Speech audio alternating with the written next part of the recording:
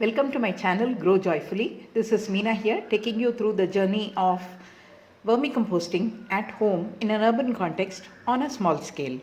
So far, I've shared 8 videos on this journey and I hope you've taken a look at them. In the first 3 videos, I spoke about the worm bin, how to prepare the bedding, and also the choices that we make with respect to worm species and introducing the same into the bin. We also spoke about the guidelines that we need to follow with respect to worm feed in the next 2 videos. 3 videos, I showed you how to get started with feeding the worms with greens periodically, what kind of observations to make, and what kind of troubleshooting measures to undertake. We are getting close to harvesting the black gold. In this video, we would take a look at the guidelines to follow with respect to harvesting and the observations we make on the bin. This is necessary to understand whether we are ready for harvesting the bin. Let me share the context in which I am giving the guidelines for harvesting. We are talking about only one small bin, like the tub that we are using, kept indoors. And we are using only 100 to 300 worms. So it's a very tiny scale. And we do not want the duration of the batch to be for a longer duration other than 2 to 2.5 months max. And we are going to add bedding once when we start the batch, and top-up bedding is added only once. We are not interested in regular harvesting. We are planning to harvest in the end. And what we harvest is vermicompost and worms. We are not interested in cocoons. How do we know that our batch is ready for harvesting? 2 factors will decide that. One is the batch is at least 1.5 months old and top-up bedding has been given 3 to 4 weeks back. So that is with respect to age of the batch. The second one is, as you feed the greens, you observe that most of the bedding, around 75%, has vanished and the bin has more castings than bedding. This is purely based on observation. Once these 2 factors are satisfied, what we have to do is to get ready for harvesting. First, we stop feeding the greens in the bin. We continue our observations at least twice a week. We open the bin only to check the moisture level, and we would like to reduce the moisture level if it is required. We will reduce the sprinkling of water also in order to keep the moisture level slightly low.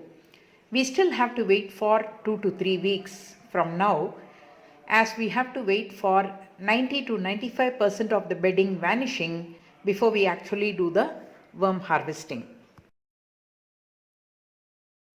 As part of getting ready, you need to plan for 2 more points. What is the technique that you're going to use in order to harvest the worms and the castings? The technique that you use will depend upon the amount of time that you wish to spend and the effort that you want to put in. Next, you may want to plan for starting 1 or even more batches concurrently, depending upon the worm population that you have. So you need to plan for 1 bin or many bins accordingly. Now is also the time to plan and organize for the new bedding material for the new batch or batches that you wish to start. What exactly are we going to harvest? The first one is the pure castings, the worm poop. The second one is the cocoons, the eggs which are laid externally from where the tiny tots emerge. The third one is the isolation and harvesting of worms for use in future batches. And what we call as vermicompost is a mix of the pure castings, the cocoons, and also any undigested brown matter, the bedding material that is present. When people do commercial vermicomposting, they may be selling castings, cocoons and vermicompost, even the worms separately. In such a scenario, the vermicompost is usually very finely sieved. It lacks the cocoons. Essentially, what we buy as vermicompost may then contain only castings. Our context is slightly different. We are planning to use the end product only for our own garden. We are interested in worms because we would like to start new batches. Of course, we are interested in the castings. We may or may not be interested in cocoons. We don't mind if about 5% of undigested brown matter like dry leaves etc. are present. They will get into our soil or the potting mix. So we are more interested in vermicompost than in castings. Do we really worry about isolating cocoons? Not necessarily. If we are using native Indian species which are adapted to tropical conditions, these worms can thrive both in the indoor composting bin as well as in containers. So we don't have to worry about isolating cocoons. But if you are using red wigglers, red wigglers cannot really thrive in the containers or in the soil. So you may want to look at doing fine sieving of the vermicompost after you have isolated the worms.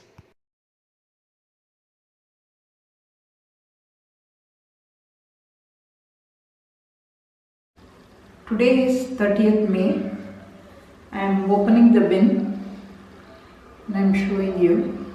I have been very careful in not giving too much of water to sprinkle on top. Again, you can see it's so easy to scrape through and see the castings. They are also relatively dry as compared to what I see usually. It's fascinating to see the amount of brown matter that is vanishing, and most of them were given as full pieces like this. So I'll shuffle a little and then show you. No feeding today. I'm just going to show you the bin status, that's all. You can just take a look at it. It's so very flowery. And since I have not given any feed, they've started eating the brown matter. So if you were to harvest now, you can just do like this. You can scrap this and you can use it. This is pure castings and almost 1 inch depth. But as I said, I am going to do a full harvest. So I am going to wait for some more time to get the browns eaten completely.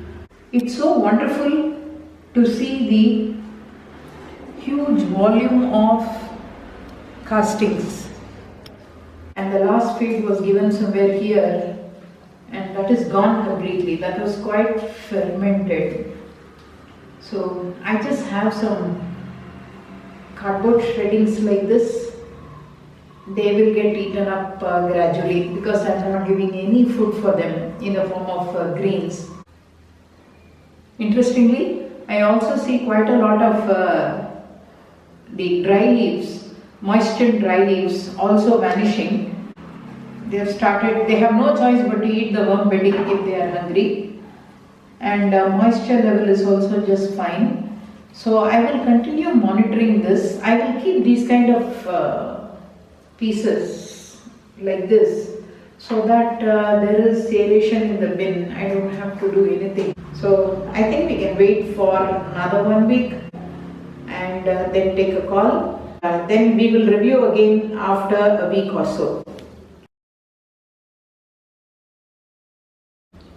Today is 5th June 2021 and I am opening the bin and I am checking. The moisture level is okay. And it's indeed fascinating to see that it's about 90% of the browns gone. A few leaves is what I can see. You would have noticed that I did put big pieces of leaves moistened, and those are all tough leaves. I had put mango leaves and I had put jackfruit trees leaves, and even the cardboard shreddings were quite big, and you can see that they're all gone, going away, 90% gone. I'm really happy and we are nearing harvest.